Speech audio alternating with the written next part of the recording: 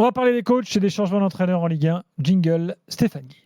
Mais je me demande même si aujourd'hui, il ne faut pas les recouvrir pour éviter tout amalgame, pour éviter de mettre de l'eau sur le feu.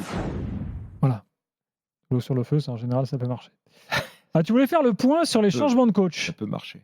Finalement, ton bilan est positif. Oui, on en a parlé un petit peu hier soir. C'est vrai qu'en général, ça ne sert pas à grand-chose. Enfin, c'était un constat qu'on a souvent fait, de se dire mais pourquoi ils ont changé. Il y a même eu des choix. Je me souviens à Angers, le choix catastrophique de changer Batic, avec, je ne me rappelle plus, l'entraîneur de la réserve, là, qui avait eu un bilan cataclysmique. Cette année, c'est très différent. D'abord, il y a peu de changements d'entraîneur, ce qui est plutôt une bonne nouvelle en Ligue 1. Il n'y en a eu que 4 cette année. On est en février. J'espère qu'il n'y en aura plus beaucoup d'ici la fin de la saison. Il n'y en aura peut-être pas même. Et puis les 4 ont un impact. Bon, c'est pour l'instant modéré pour Gourvenec qui a remplacé Peyrelade. J'allais dire Nantes. Pas Peyrelade. Aristouille, merci. C'est du Sud-Ouest. Donc voilà, mais il y a un impact quand même, un petit peu, avec Jocelyn Gourvenec. C'est pas terminé. Mais surtout, l'impact, il est évidemment flagrant à Lyon, il est flagrant à Marseille, même si on est là aussi qu'au début. Et puis le 4e changement d'entraîneur, aidez-moi, Flo, j'étais... j'ai un trou moi aussi. Moi aussi j'ai un trou terrible, alors qu'on en a parlé tout l'après-midi avec Jérôme Thomas. Rennes, bien sûr, avec Julien Stéphan, évidemment, qui remplace Bruno Genesio. Et on se demandait là-dessus, on se disait pourquoi Genesio, pourquoi se séparer de Genesio, est-ce que derrière ça va mieux aller? Bah oui, les 3 fois ça va mieux. Donc est-ce qu'il y a une logique à ça? Moi je crois qu'il y a une évidence, c'est qu'il y a eu 2 grosses erreurs de casting à Marseille et à Lyon, avec des entraîneurs qui n'étaient pas là, et on voit que leurs successeurs font, on l'a dit aussi hier, font simple, donc bien, et réussissent. C'est pas, ils ont rien réinventé. Et Julien Stéphan, là, je pense qu'il y a un impact sur le. Peut-être que c'est une donnée fondamentale. Un entraîneur, dit-on souvent, doit être entraînant, et peut-être que Bruno Genesio l'était moins au fil des mois. Peut-être que son enthousiasme s'était érodé, que sa croyance en ses joueurs était devenue pour beaucoup d'entre eux limitée. Et Julien Stéphan lui est arrivé avec beaucoup d'énergie, beaucoup d'envie, avec sa science aussi et son talent de manager, mais aussi avec une fraîcheur qui fait beaucoup de bien à Rennes aujourd'hui. Donc il y a effectivement un impact très positif en Ligue 1. Je pense que ça doit être, je ne vais pas regarder, j'aurais peut-être dû le faire, pardon, mais je pense que c'est probablement assez unique en Ligue 1. Alors évidemment, un tel tir groupé. Quand tu parles des changements d'entraîneur, tu prends les derniers. Tu ne prends pas Gattuso qui arrive à la place de Marcelino ou Grosso qui arrive à la place de Blanc. Non, mais là je pense qu'on a eu Grosso et Gattuso. Et ce bon Gattuso, là, on verra. Moi, je leur veux pas de mal et j'espère qu'ils rebondiront peut-être que dans d'autres contextes, peut-être que dans leur pays déjà, ils seront plus. Ils ont déjà été contactés par Sassuolo, les deux, il paraît. Ouais, tant mieux pour eux. Voilà, peut-être qu'ils nous montreront, parce que ce qu'il faut toujours intégrer, parce on a toujours l'impression qu'un entraîneur, c'est Guardiola. C'est-à-dire que le mec, il arrive, il gagne, et puis à un moment donné, il s'arrête. C'est pas ça la vie d'un entraîneur, y compris des entraîneurs exceptionnels, des entraîneurs comme Rafael Benitez, comme Carlo Ancelotti. Comme Aimé Jacquet en France, voilà, c'est des hommes qui tutoient les sommets, mais qui ont aussi eu des coups durs. Parce que la vie, c'est ça. La vie, c'est pas une ascension perpétuelle. Il y a des moments, il y a des points d'arrêt, il y a des moments durs, il y a des.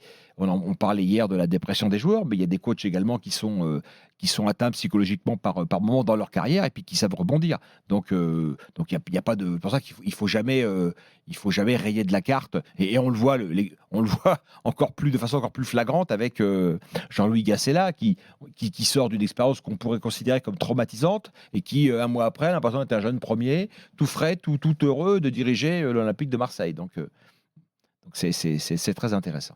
Flo, est-ce que tu partages cet avis ? Sur le constat, oui, mais après, je me demande si c'est pas lié à un truc, puisque tu dis que ça n'était pas le cas avant, ce qui est vrai. Enfin, c'est rare d'avoir d'aussi bons résultats. Si tu prends les derniers... Il y a eu Duprat à Toulouse avait eu un impact extraordinaire. Oui, mais c'est vrai qu'il y avait un peu un mix, quoi. C'était moitié-moitié, quoi. Ouais. Il y avait un moitié qui marchait pas. Après, je me demande, je regardais un peu sur les 4 clubs, il y a quand même des schémas différents liés à la façon de gérer des dirigeants maintenant. C'est-à-dire qu'effectivement, tu prends les 2 Olympiques. Pourquoi ça marche maintenant ? Parce que à force de s'être planté, celui qui arrive à un moment donné, effectivement, comme tu le dis, en disant attendez, on va faire plus simple, on va faire le schéma qui marche, Parce que Gattuso, à la fin, il voulait pas mettre en place le schéma qui fonctionnait le mieux avec l'OM. Donc là, à un moment donné, tu as envie de dire, le gars est parti en sucette. Mais le paradoxe, Flo, de ça, je suis d'accord avec toi. Hier, l'OM a gagné en 4-3-3. Oui, c'est vrai aussi. Dans le schéma de Gattuso. Oui, tu as raison. Mais je veux dire que globalement, vers tout revient. Tu vois, tu as des joueurs qui n'étaient pas là. Tu as effectivement des éléments de circonstance qui expliquent que. Donc, tu as des joueurs qui en ont marre parce qu'ils sentent que le coach a lâché. Gattuso avait lâché sur les derniers matchs. Tu peux pas emmener tes joueurs quand c'est ce cas-là. Gasset arrive avec son enthousiasme et sa bonhomie et ses idées toutes simples et ça passe. Donc, avant tout, je pense que si ça marche in fine pour les deux Olympiques, c'est parce que les choix ont été tellement catastrophiques avant que, oui, au bout d'un moment, en choisissant, on va dire, le coach français, pour le coup, qui fait simple, pour Sage qui connaît bien le club, pour Gasset qui est respecté par tous les joueurs et tout le football en France, d'ailleurs, tous les footballeurs en France. J'en profite au passage pour dire que ce que j'avais dit moi, c'était par rapport à l'OM, quand j'avais dit ça sent bon le pastis et les boules au but, c'était pas contre Jean-Louis Gasset, mais c'était pour dire que on était passé de Bielsa à Gattuso et de Gattuso à Gasset. Ça veut pas dire que Gasset est pas bon, ça veut dire que je voyais pas trop où était le schéma, mais ça c'est un aparté. Après voilà, pour revenir à ce que tu dis, je me dis que c'est aussi... Il y a eu beaucoup de mépris sur Gasset. Mais c'était sur l'âge et tout ça. C'est scandaleux. Oui, mais c'est pour ça que je précise ça, c'était en rien par rapport à Gasset. Se moquer de l'âge de Gasset. D'accord. D'ailleurs, il a répondu à ça, il a été touché effectivement à juste titre. On l'a comparé à Biden. Et c'est pour ça que je précise que moi, quand je dis c'est ça, drôle. Pas non, mais après, il y a aussi de l'humour. Moi, je trouvais ça plutôt drôle, la comparaison des supporters avec Biden, que des professionnels du foot ou des médias jouent cette carte-là. Bon, je trouve ça attends, il y a s'insurger et se poser la question. Ouais. Gasset, c'est logique de se poser la question quand il sort de ce qui s'est passé en Côte d'Ivoire, où ça s'est pas passé pour lui. Mais sur l'âge pour 3 mois. Oui, mais est-ce que l'âge seul n'est pas une raison? Il y a peut-être beaucoup de. Tout à fait. Je connais pas le sujet, toi tu le connais beaucoup mieux que moi, le sujet de la Côte d'Ivoire, mais c'est pas le problème de l'âge en l'espèce. Il y a peut-être d'autres. C'est un ensemble de choses, voilà. Connaissance de l'Afrique, malchance, blessure, enfin il y a plein de choses. Il n'est pas responsable de tout d'ailleurs. Donc, juste pour revenir sur ça, je pense donc que si ça marche par exemple dans les deux Olympiques, c'est parce que les atermoiements, les erreurs ont été telles avant que c'est un peu dur de dire ça, mais c'est pas très compliqué qu'à la fin. Je pense à Lyon notamment.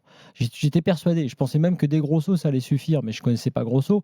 Avec l'effectif qu'ils ont, alors qui plus est maintenant avec les renforts, j'étais pas très inquiet pour le maintien de Lyon. Donc que ça, j'y arrive de manière plutôt sympa maintenant, tant mieux. Ça me paraît pas être incroyable parce qu'avant, ça a été vraiment catastrophique, comme tu l'as dit. À mon avis, le changement le plus emblématique et presque effectivement, comme tu dis, le plus surprenant, c'est Rennes.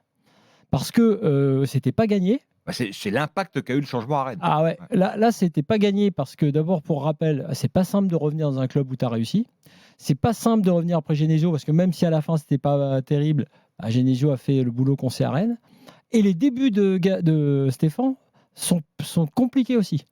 Et ça bascule à Clermont sur l'expulsion, mais c'était encore pas bon de le match avant la trêve. Et c'est vraiment pas bon, pas terrible les premiers matchs. Donc là, en l'occurrence, il y a vraiment un truc, une performance, y compris mentale, dans la façon dont il a repris son groupe et à qui il a redonné confiance. Il y a une confiance dingue maintenant côté rennais. Ce qui fait qu'hier, il change 5 joueurs au coup d'envoi contre le PSG. Tu as une équipe qui est très correcte avec en gros les remplaçants. Moi, je suis moins d'accord sur Nantes parce que moi, j'aurais souhaité qu'on continue pour des histoires de continuité avec Aristoui. J'ai pas vu beaucoup de plus-value avec Gourvenec, même si c'est mieux là maintenant, et effectivement ils ont gagné ce week-end, mais j'ai trouvé ça assez poussif et j'avais trouvé que le choix de Gourvenec semblait être un choix un petit peu, entre guillemets, médiatique, parce que j'avais pas trop non plus, j'avais pas été fan de ce qu'il avait fait à Lille, donc j'attends de voir. Il va sans doute tant mieux s'il sauve Nantes, mais... Chose que Gourvenec, à mon sens, mais il est très desservi par sa façon de communiquer. C'est-à-dire que je le voyais encore, je regardais son interview, c'est un personnage que je connais bien. Après ce match-là contre Lorient, et il raconte un truc super sympa, c'est-à-dire qu'à un moment donné, il raconte à nos confrères de Prime qu'il n'avait jamais gagné comme entraîneur à Lorient, qui est le club où il a démarré, à 16 ans, en 2e division. C'est une anecdote super sympa, il a gagné, il raconte ça sur un ton, avec un truc, on dit, le mec, il avait raconté l'enterrement de son père à Lorient, quoi. Et je pense que je trouve que ça le dessert, alors qu'il a un parcours d'entraîneur, de mon point de vue, en tous les cas, très honorable. Et ce qu'il a fait à Lille, moi, je continue de dire que je ne suis pas d'accord. parce que c'était très compliqué de passer après Galtier. On sait que c'est très compliqué de passer après un entraîneur qui a été champion à la surprise générale. Et il a quand même emmené Lille, qu'on le veuille ou non, en 8e de finale de Ligue des Champions, ce qui était une vraie performance.